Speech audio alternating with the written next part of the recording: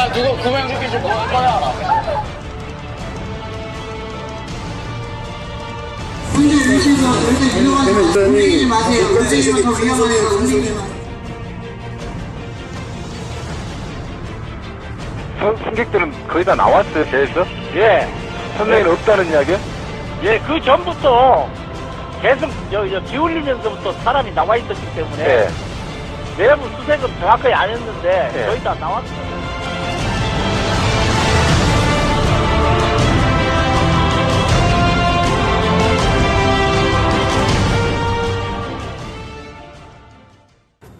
(2014년 4월) 대한민국을 충격에 빠뜨렸던 세월호 사건은 수많은 기록을 남겼다.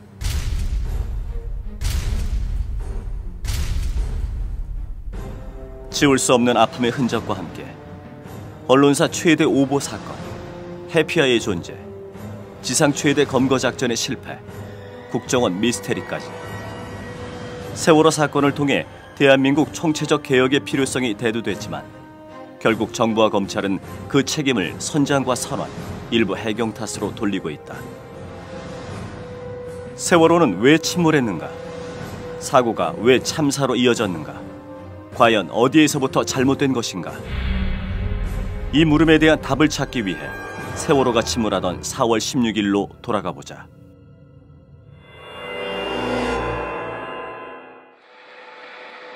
세월호가 침몰하기 시작했다고 알려진 오전 8시 49분부터 완전히 뒤집어진 10시 25분까지는 100분의 시간이 있었다.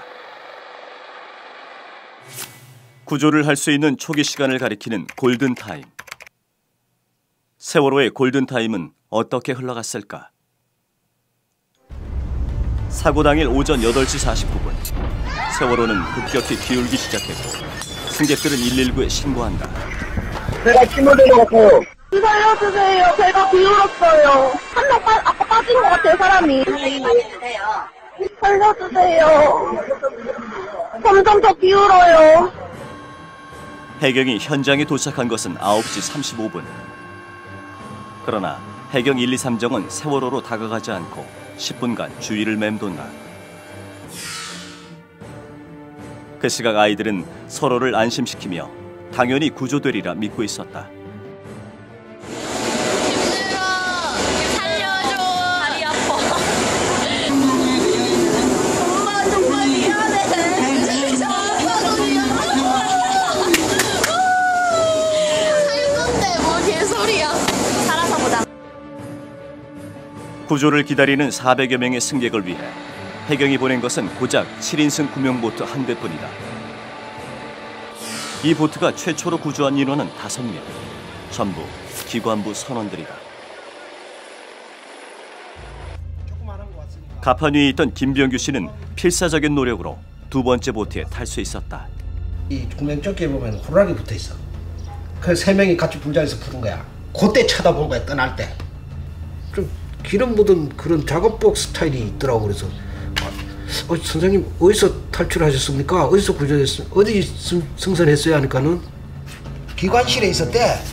아니 기관실은 바닥인데 배. 아니 그 상황에서 어떻게 탈출했습니까? 대단하시네요. 그러고 말았어. 그렇게 10여 분이 흐른 후 해경 1, 2, 3정이 세월호에 접근한다. 그런데 승객이 몰려있을 뒤쪽으로 가지 않고 바로 조타실로 향한다. 그곳에서 구조한 것은 선장과 선박직 선원들. 배를 끝까지 책임지고 승객의 탈출을 도와야 할 사람들을 먼저 구한 것이다. 해경의 이해할 수 없는 행동은 계속된다. 400명에 달하는 승객이 빠져나오지 못했지만 해경은 선내로 진입하지 않는다. 심지어 선내 방송을 할 수 있는 조타실에 들어가서도 탈출 방송을 하지 않았다. 그 후 해경 1, 2, 3정은 가판 쪽 유리창을 깨는데 10여 분을 소비하고 결국 세월호는 급격히 뒤집어진다. 세월호의 골든타임은 그렇게 허무하게 끝나버렸다. 만약 해경이 최초로 선원들을 태웠던 3층 좌연으로 진입해 탈출을 지시했다면 어땠을까? 당시 3층은 전혀 침수되지 않았고 40여 명이 구조를 기다리던 중앙 로비는 문만 열면 해경보트에 탈 수 있는 위치였다.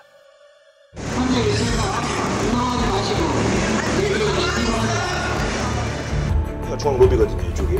아, 여기가요? 네. 말을 안 하잖아요, 지금. 바로 옆에 있었는데? 네. 글로 붙여서 말 한마디 했으면 이렇게 해서 얘기하면 들린다니까요. 갇힌 데도 아니고 로비에서 계속 기다렸다는 거라요, 지금. 자연의 끝에서 걸어가면, 벽을 잡고 걸어가면 자연 계단 여기로 나올 수 있을 겁니다. 경사 아래 방향으로 내려가면 충분히 바다에 뛰어들 수 있는 상황이 되는 거죠. 그랬을 때 방송만 하면 6분 정도. 왜 선내 진입을 시도하지 않았냐는 비판이 일자 해경은 이렇게 변명한다. 가능한 할 수 있으면 하라, 다시 올라가라 하라겠는데 그때 경사가 심해가지고 올라가다가 여기 경사가 못 올라가고 그대로 밀려 내렸습니다. 선내 진입할 수 있는 상황이 전혀 아니었다는 거예요? 그때 시간적 여유가 없네라. 일단 그러나 9시 44분에 이미 해경 1명이 갑판 위에 있었고 49분에는 선내 방송을 할 수 있는 조타실까지 진입했었다. 하지만 탈출 방송은 하지 않았다. 당시 현장에 있었던 승객과 어민들은 해경이 구조에 적극적이지 않았다고 입을 모은다. 해경 헬기가 찍은 영상에서도 구조를 하지 않고 이야기를 나누고 있는 해경이 포착된다. 학생 데려가 올라가서 안 내려온다고. 난간이 위에 올라가면 4층과 5층짜리 이렇게 비탈이 이리 가면 두 번 다시 안 내려오니까 한 번 딱 올라가니까 그러고 안 내려왔어. 그냥 소리라도 빨리 물로 뛰어들어라고 소리만 쳤어도 아마 많이 나왔을 건데 전혀 그런 게 없었어요. 이때 이제 저도 딱 보니까 애들이 다 아무것도 안 하고 있는 거예요. 해경만 저기 되고 있고. 그래서 이 상황은 지금 여격이 없는 벤지로 알고 승조원들만 구조한 것 같다. 선박 직원들만. 시신 수색 상황표를 보면 구조에 대한 의문과 안타까움이 남는다. 4층 우현 여학생 숙소에서 59에 달하는 시신이 발견됐는데 구조 당시 해경이 창문만 깼어도 살릴 수 있었기 때문이다. 해경 구조 영상을 본 전문가들은 구조에 총체적 문제가 있음을 지적했다. 배를 타고 대형이 내려와서 밑에서는 학생들이 아우성을 치는데도 그 유리창 하나를 못 깼습니다. 저기 라이프 자켓 입고 있는 분들을 헬기로 올릴 이유가 하늘이 없습니다. 슬라이딩 시켜서 물속에 들어가면 다 삽니다. 깨고 들어가서 문을 열고 나오게 해서 바닷속으로 물속으로 들어가라고 해야죠. 적극적인 구조를 했어도 모자랄 판에 구조에 대한 의혹은 여기서 그치지 않는다. 구조를 기다리는 승객들을 남겨두고 해경 헬기와 123정이 철수한 것이다. 탈출한 승객이 난간에 기다리고 있고 어업 지도선과 어선들이 선미에서 구조 활동을 하고 있지만 헬기와 해경정, 해경 잠수부는 거의 같은 시점에 구조를 멈췄다.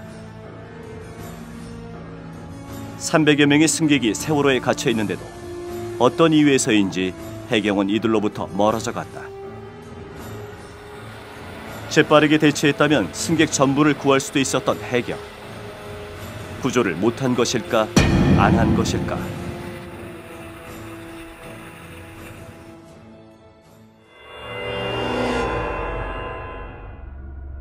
헬기로 구조된 단원고 교감은 진도체육관에서 제자들의 구조를 돕기 위해 최선을 다하고 있었다. 그러나 목포 해경은 이준석 선장보다 교감을 먼저 불러 장시간 참고인 조사를 한다. 정작 수사해야 할 선원은 뒷전인 채 제자를 잃은 교감부터 조사한 것이다. 참고인 조사를 마치고 돌아온 교감은 결국 유서를 남긴 채 스스로 삶을 마감한다. 반면 선장과 선원들에 대한 조사는 매우 더디게 이루어졌다. 목포 해경은 사고 다음 날에서야 이준석 선장을 조사하고 해경 간부의 아파트로 데려가 재웠다. 피의자를 경찰의 집에서 재운다는 것도 있을 수 없는 일이지만 출입자를 기록한 CCTV 영상마저 삭제되는 일까지 벌어졌다. 목포해경 박모경사의 아파트에 피해자 신분으로 조사를 받던 세월호 선장 이준석 씨가 들어섭니다.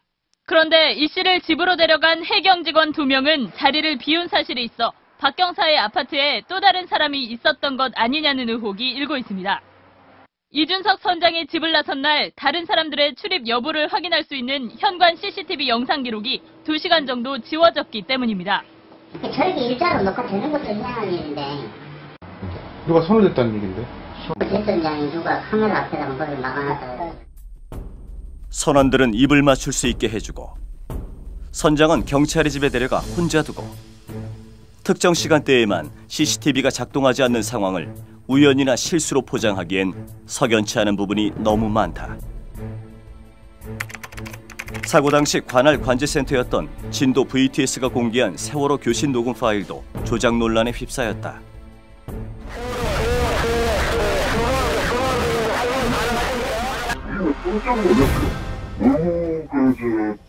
녹음된 상태가 안 좋아가지고요. 원래 이게 VHS라는 거는 펜만 들어오고 있잖아요. 그 다시 하고 그게 도움이 돼요. 그렇기 때문에 실제 다른 경로로 입수한 교신 녹음 파일은 잡음 없이 깨끗했다.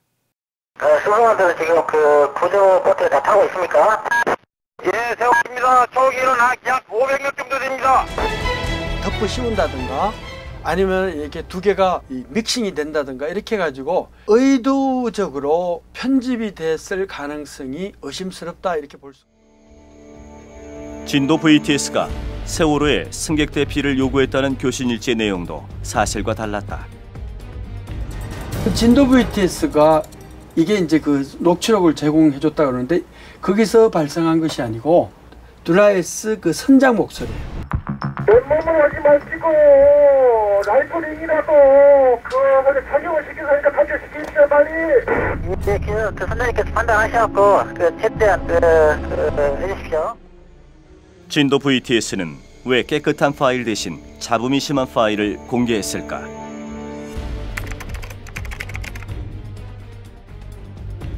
세월호에서 발견된 선원 노트북에는 국정원이 관계된 흔적도 보인다. 국정원 지적사항이라는 문건에는 선원 휴가 계획서에서부터 작업수당 보고서, 전시실 도색 작업, 해양안전수칙 CD 준비 등 상세한 작업 지시 내용이 담겨져 있다. 국정원은 이를 두고 세월호의 국가보호장비 지정을 위해 2013년 3월에 보안 측정을 실시했다고 해명했지만 문서의 작성일은 그 전인 2월이어서 논란은 증폭됐다. 또한 국내 여객선 중 세월호만 유일하게 해양 사고가 발생했을 때 국정원에 보고하도록 한 것도 의문이다. 세월호의 해양 사고 보고 계통도에 따르면 사고 발생 시 국정원 인천지부와 제주지부에 가장 먼저 보고하도록 돼 있다. 실제로 청해진 해운 관리부장은 사고 후 국정원 인천지부 항만 담당 직원에게 문자 메시지로 사고 내용을 보고했다. 그럼에도 불구하고 국정원은 사고가 일어난 것을 방송을 통해 알았다고 거짓말까지 했다. 또 최근 서면 답변을 통해서는 오전 9시 19분에 확인했다고 말을 바꿨습니다.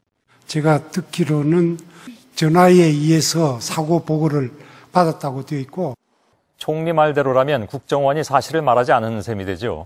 청해진 해운은 급박한 상황에서 왜 국정원에게 보고를 했을까요? 또 국정원은 왜 감추려 했을까요?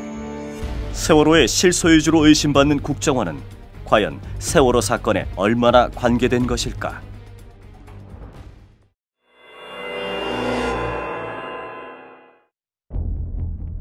사고 직후 정부는 사고의 원인을 급선에 의한 침몰로 추정하며 듬성듬성 끊긴 항적도를 공개했다. 그러나 고속으로 주행하는 6,000톤급 여객선이 이처럼 급격하게 방향을 바꾸는 것은 불가능하다는 비판이 일자 정부는 수정한 항적도를 내놓는다. 누락된 3분 36초간의 AIS 정보가 복원됐다는 것이다. 그 이후에도 한 차례 더 항적도가 수정됐지만 세월호가 변침할 당시인 오전 8시 48분 44초부터 49분 13초까지 29초간의 기록은 빠져있다. 정부 AIS 시스템을 유지보수하는 업체에서는 이런 경우가 없었다고 말한다.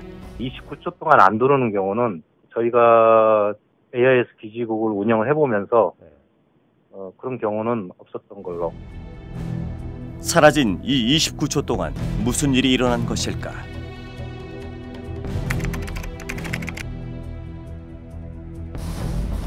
또 없어진 구간에 있던 정보도라는 거예요, 그게. 세월호 사건에 대한 다큐멘터리를 제작하던 한 감독은 해외 AIS 사이트 자료와 정부 발표들을 종합해서 잃어버린 29초의 일부를 찾아낸다. 김지영 감독이 분석한 바에 의하면 세월호는 지그재그로 운항하다가 급변침 직전에 좌회전 후 급우회전을 했다. 지그재그 운항은 컨테이너의 고박을 느슨하게 만들고 좌회전 후 우회전을 하면 배가 더 기울어서 쉽게 쓰러진다는 것이다. 세월호는 왜 지그재그로 운항 후 급변침을 했을까?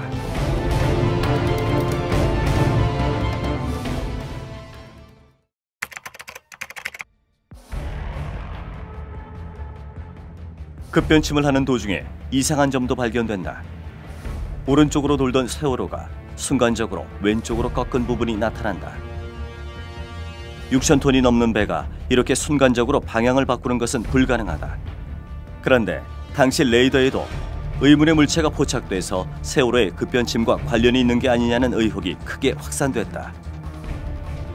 급변침 직후 나타난 50에서 100m에 달하는 물체가 10분 정도 후에는 돌연 사라진다. 언론에서는 이 물체가 세월호에서 떨어진 컨테이너 박스 같다고 보도했지만 다른 분석도 있다. 근데 컨테이너가 몇십 개가 되는데 떨어져 나갔으면 다 분산이 됐을 수도 있지 않겠느냐.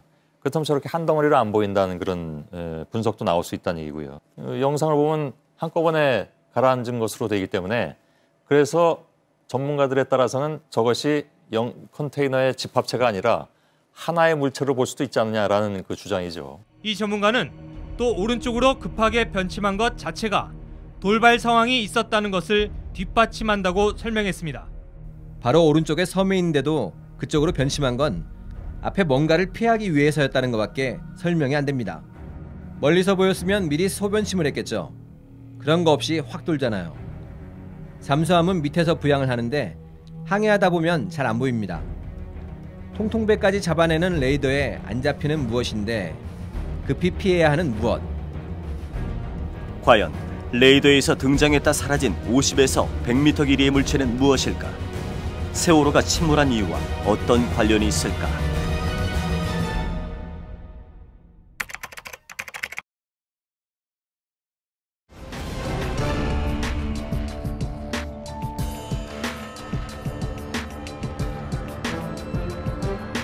한편 세월호에 이상이 생긴 것은 16일 오전 8시 49분이 아니라 그 전일 수도 있다는 주장도 있다. 사고를 접수한 여러 기관에서 사고 발생 시간을 각기 다르게 표기하고 있기 때문이다. 생존한 탑승자들의 증언에 따르면 7, 8시경에 이미 세월호가 크게 기울었고 군산 앞바다를 지날 때도 이상을 느꼈다는 사람도 있었다. 근데 엄마 배가 좀 기울었어 이래요. 8시 몇 분이었어요. 좌측으로 확 넘어갔다가 바로 서더라고요. 쓰레기통하고 캔 커피 이런 통은 저쪽으로 가서 다 나뒹굴어졌어요. 대략 몇 시쯤이었는지 한 밤 10시, 11시쯤 된 것 같습니까? 변산반도하고 군산 앞바다 그 사이에서 이를 지난다는 걸 알았어요. 사고 이전인 8시경에 청해진 해운에 2번이나 전화를 걸었던 이준석 선장. 청해진 해운 관계자는 평소 이준석 선장이 본사 직원들과 통화를 잘 하지 않는다며 뭔가 할 말이 있는데 하지 않는 듯한 느낌을 받았다고 한다. 그때 이미 세월호에는 어떤 문제가 있었던 건 아니었을까?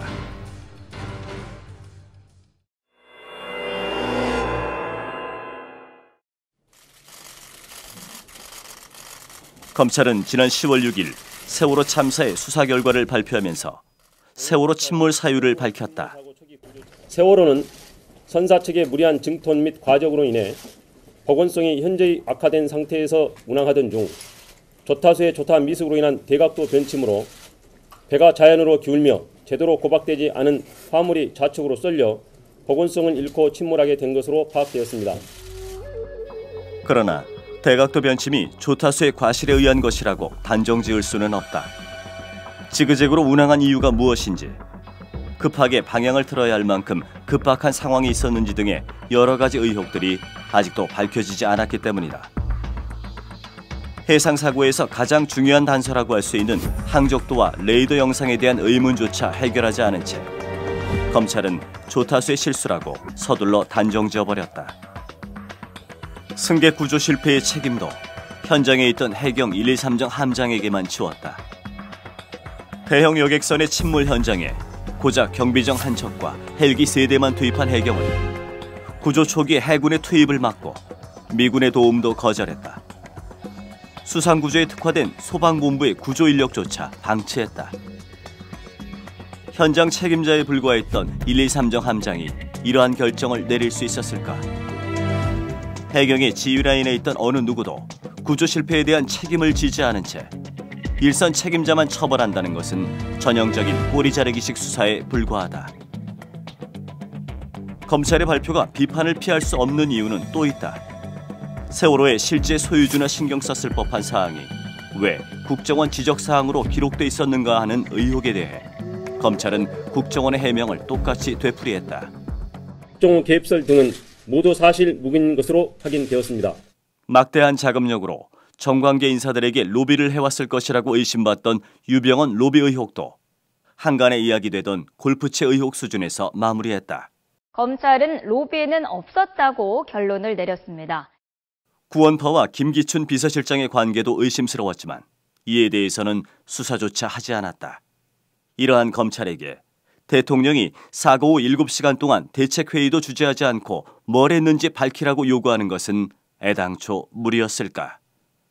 그러니까 대통령께서 어디에 계셨는데 서면 보고를 합니까? 대통령께서 집무실에 계셨습니까?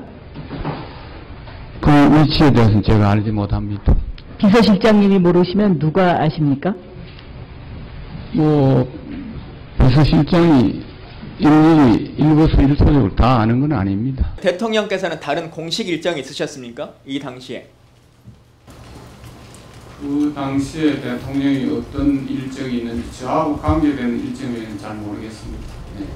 비서실장이 그런 어마어마한 사고가 생긴 당일날 대통령의 동선을 모른다는 건 있을 수 없습니다. 대통령의 모든 것들이 공유됩니다. 최소한 부속실 비서들에게. 그래서 모를 수가 없죠.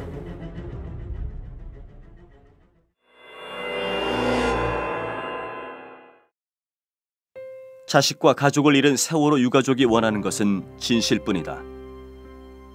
정권이나 외부의 압력으로부터 벗어나 완전히 독립적인 활동이 가능하려면 수사권과 기소권을 가진 진상규명위원회를 만들어야 한다는 것. 세월호 특별법 제정운동은 그렇게 시작됐다.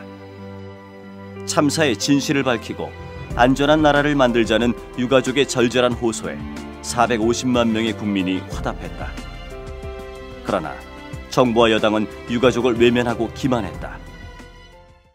지금 오늘 여러분들하고 얘기한 게 지켜지지 않으면 여기 있는 분들 다 책임지고 물러나야 됩니다. 특별법은 저도 만들어야 된다고 생각을 하고 있습니다. 지금 이제 공정수사 공부에서 하고 있는 거 외에도 국정조사도 하고 앞으로 특검도 해야 된다고 생각합니다.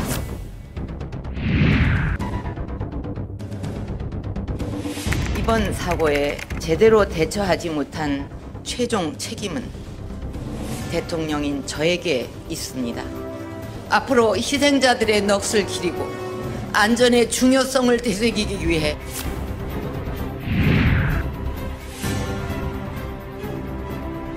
일부에서는 대통령이 결단을 하라고 합니다. 하지만 그것은 삼권 분립과 사법 체계의 근간을 흔드는 일로 대통령으로서 할 수 없고 결단을 내릴 사안이 아닌 것입니다. 애초에 그것을 어떤 세월호 유가족 입장에서 진실을 규명하거나 하고 싶은 생각이 전혀 없었다고 저는 생각하고 있습니다.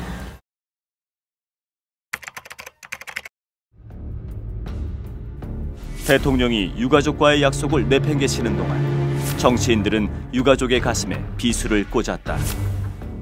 세월호 희생자와 유가족들을 모욕하는 발언들이 지속적으로 그것도 여당에서만 나오고 있다는 데 있습니다. 여당 지도부가 입단속을 하는 것처럼 해왔지만 문제의 발언 당사자들 상당수가 지도부거나 지도부급 인사들입니다. 현재 세월호 국정조사 특별위원회를 이끌고 있는 심재철 위원장. 국가 유공자들보다 몇 배 대우를 해달라는 것이 특별법의 주장이다. 사망자 전원을 의사자로 지정해달라고 한다. 이들은 유가족이 제안한 특별법 어디에도 없는 의사자 지정과 대학 특례 입학 등을 거론하며 국민을 분열시키고 선동했다. 우리가 그 배 타고 놀러 가라 그랬어요. 죽으라 그랬어요.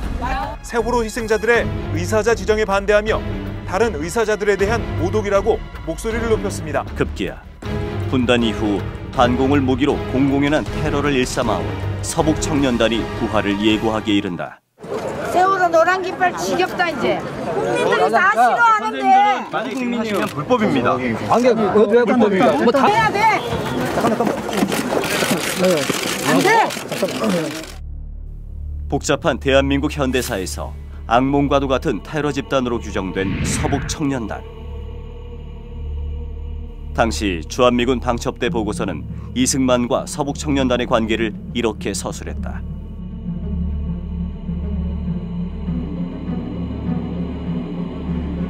어떻게 그걸 박근혜 대통령한테 마치 박근혜 대통령 모든 책임을 져야 되는 것처럼 그렇게 몰아가냐고요.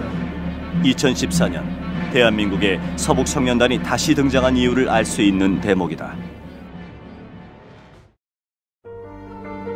그들은 이제 그만 잊으라 한다.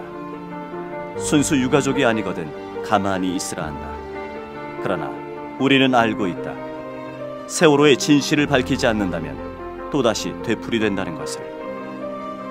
이 나라 대한민국은 언제 침몰할지 모르는 세월호와 같다는 것을 직감하고 있다. 세월호 사건의 진실은 아직 밝혀지지 않았다. 지금 이 순간에도 세월호 유가족은 왜 사랑하는 가족을 잃어야 했는지 그 이유를 알고 싶어한다. 내 새끼가 왜 죽은지도 모르는 이 병신 같은 아빠들은, 엄마들은 힘이 없어서 국민들의 힘을 빌어서 왜 죽었는지 알려달라고 서명받으러 다닙니다. 왜 죽었는지 모릅니다. 누구의 잘못으로 그렇게 됐는지도 모르고 무슨 이유 때문에 그렇게 됐는지도 모르고 누가 개입됐는지도 모르고 내 새끼는 죽었는데 책임자는 없습니다. 아들이 보고 싶은데 내 새끼는 죽었고 아무도 없습니다. 왜 안 가르쳐주는지 알려주십시오. 무엇이 두려워서 안 가르쳐주는지, 왜 안 가르쳐주는지, 내 새끼가 왜 죽었는데 왜 안 알려주는데, 내 새끼가 죽었는데 도와주십시오. 약속을 지켜주세요. 가장 중요한 순간에 자기만 살겠다고 도망칠 그들에게 우리의 생명과 안전을 맡길 수 없다. 또 다른 희생자를 만들지 않기 위해, 불안 없는 사회를 만들기 위해 희망의 주문을 외워보자. 진실은 침몰하지 않는다.